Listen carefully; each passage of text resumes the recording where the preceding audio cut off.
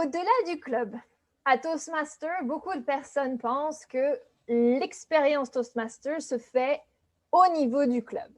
C'est vrai, il y a beaucoup de choses que l'on peut faire au niveau du club, comme être un dirigeant du club, comme prendre des rôles pendant les réunions. Mais il y a beaucoup plus de choses que Toastmaster offre.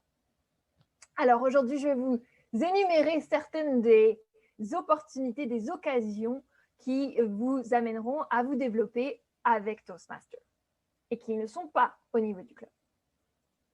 On y va. La première chose que je voulais aborder avec vous, ce sont les compétitions. À Toastmaster, nous avons plusieurs types de compétitions, de discours, des évaluations, des improvisations, on a des histoires à raconter, on a même des débats, des événements vraiment très particuliers. En temps de compétition, vous avez la possibilité, puisque vous êtes un membre de Toastmaster, de participer, de prendre un rôle actif dans l'organisation de la compétition. Vous pouvez décider d'être vous-même un concurrent. Moi, la première fois que j'ai commencé à faire de la compétition, c'était au tout début de mon expérience Toastmaster et j'ai appris énormément sur moi-même puisque j'ai pu récolter beaucoup de rétroactions sur tous les discours que j'ai pu présenter. Vous pouvez décider d'être animateur ou Toastmaster de la compétition. Ça, c'est un rôle aussi, comme dans les réunions, mais pour un événement qui a une plus grande ampleur. Vous pouvez être amené à être juge, et ça, c'est un rôle que j'affectionne tout particulièrement. C'est l'équivalent d'un évaluateur. La seule différence, c'est que vous avez un critère, une fiche avec des critères d'évaluation dessus, et ce sont ces critères-là qui vous permettent de donner une note aux évaluateurs, aux gens qui parlent, aux concurrents, pardon. Et donc, quand vous avez toutes vos notes ensemble, vous les mettez dans une petite fiche, une petite enveloppe, vous la donnez au juge en chef et il y a un dépouillement des votes. Nous avons toujours 2 personnes au moins qui vont procéder au dépouillement des votes, qui vont regarder toutes les notes qui ont été données par les juges, les placements par les juges, et qui vont vraiment contrôler que tout se fait selon les règles de la compétition. Donc ça, c'est un rôle aussi qui est très intéressant si vous êtes intéressé à voir les coulisses d'une compétition, voir comment ça se passe, et vous saurez les résultats avant tout le monde. Le chronométrage est extrêmement important. Et pareil, en temps de compétition, nous utilisons 2 chronométreurs, 2 personnes, une qui va utiliser les signaux et une autre qui va vraiment chronométrer et regarder les temps. Donc, c'est un rôle qui peut vous amener à pratiquer et c'est extrêmement important puisque vous enregistrez les temps et vous les passez au juge en chef parce que si vous décidez que en fonction du temps que vous voyez sur votre chronomètre, la personne a dépassé le temps, elle va être disqualifiée. Donc, très, très important comme rôle et ça vous donne vraiment une opportunité de servir. L'huissier, alors nous avons un huissier au niveau du club, mais également au niveau des compétitions. Toujours important de s'assurer que la salle est en bonne et due forme et aussi que quand on a par exemple les évaluations, la compétition d'évaluation, l'huissier va amener les évaluateurs en dehors de la salle, le temps qu'on va parler dans la salle, mais il accompagne les évaluateurs en dehors et il les réinvite un à un à rentrer dans la salle pour leur compétition. Donc, un rôle extrêmement important. Pareil, c'est dans les coulisses beaucoup et c'est quelque chose qui est essentiel dans une compétition. Et un dernier rôle, et peut-être que vous l'avez déjà utilisé, ce rôle, c'est d'être membre dans l'auditoire. C'est de participer à la compétition. Parce qu'on aime avoir, quand on est un concurrent, avoir du vis-à-vis. On ne donne pas un discours à une caméra, on donne un discours à des gens et on a envie de voir leur visage et de voir leurs expressions et leur participation. Donc, si vous avez l'occasion d'aller dans une compétition, n'hésitez pas, c'est vraiment fabuleux. Vous pouvez être simplement dans l'auditoire et regarder comment tout s'organise, mais également participer activement, soit dans les coulisses, soit sur la scène en tant que concurrent ou même animateur. Et vous allez vraiment vous amuser, je vous le garantis. Donc ça, c'est pour les compétitions. Il y a juste une petite spécificité pour les compétitions. Vous ne la connaissez peut-être pas, celle-ci. C'est les Gavel Clubs. Ce sont les compétitions pour nos jeunes. J'ai eu une chance absolument fabuleuse de participer à 2 de ces compétitions. Ils m'ont bluffé.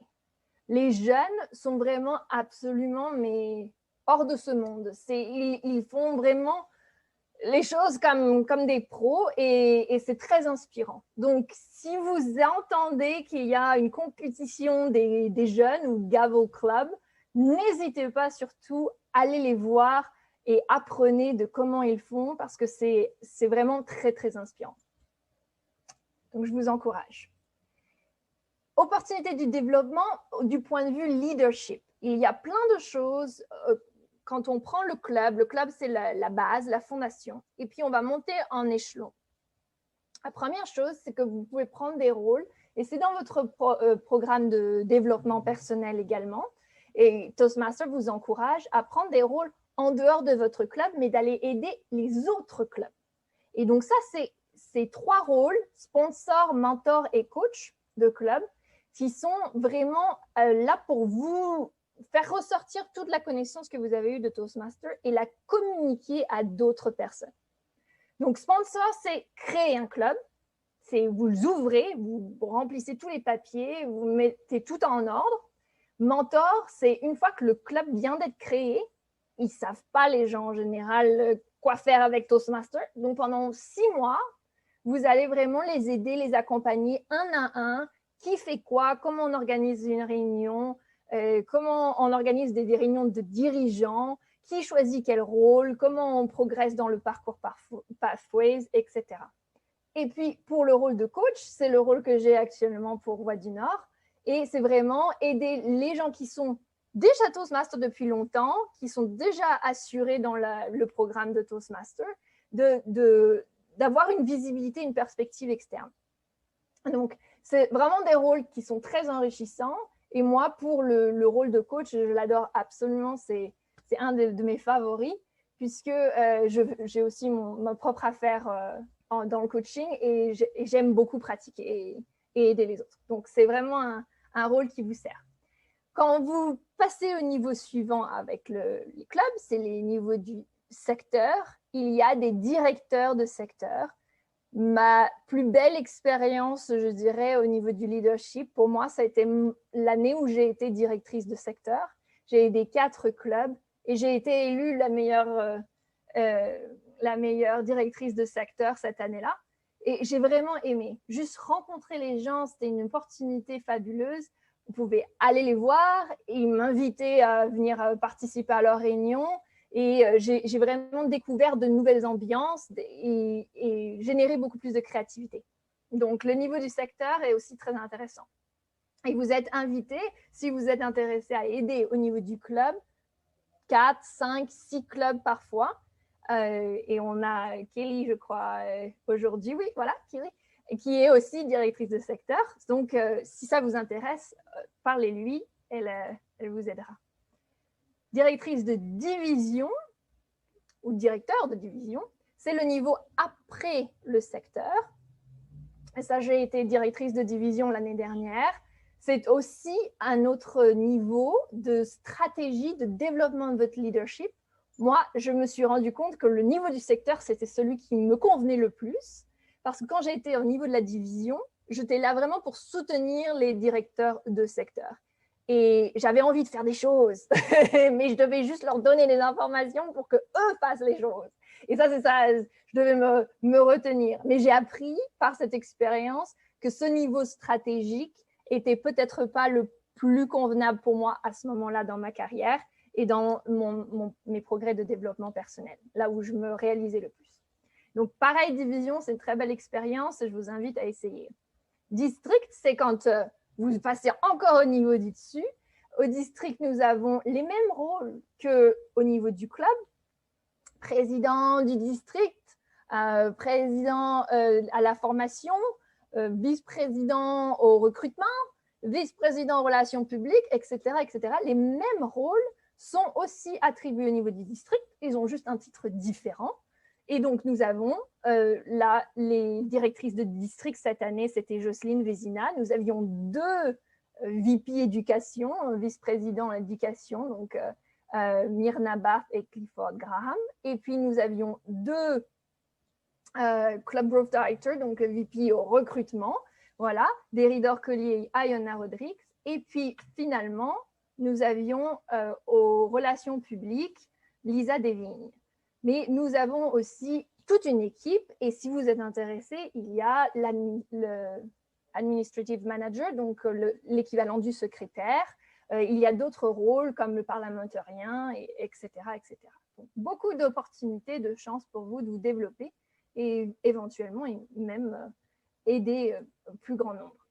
Conseil d'administration à Toastmasters, c'est une fois qu'on a passé au district, il y a même les régions. Mais là, j'ai sauté. Je suis allée au niveau du conseil d'administration. Donc, c'est ce qu'on appelle le Board of Directors. Et c'est cette année, tous ces gens-là. Voilà. Donc, il y en a 19. Et vraiment, ils aident dans l'administration de Toastmasters au niveau international. Et puis, opportunité de développement de votre leadership, je vous invite à regarder de plus près les conférences. Les conférences de Toastmasters, parce que quand on organise une conférence de Toastmasters, on cherche toujours des volontaires, des gens qui veulent s'impliquer davantage pour créer cet événement pour le reste du public. Et donc, je vous invite vraiment à regarder. J'ai eu l'honneur d'être aux enchères la première année où moi j'ai participé à une conférence. J'étais chef des enchères. et l'année d'après, j'ai décidé de soutenir nos auteurs.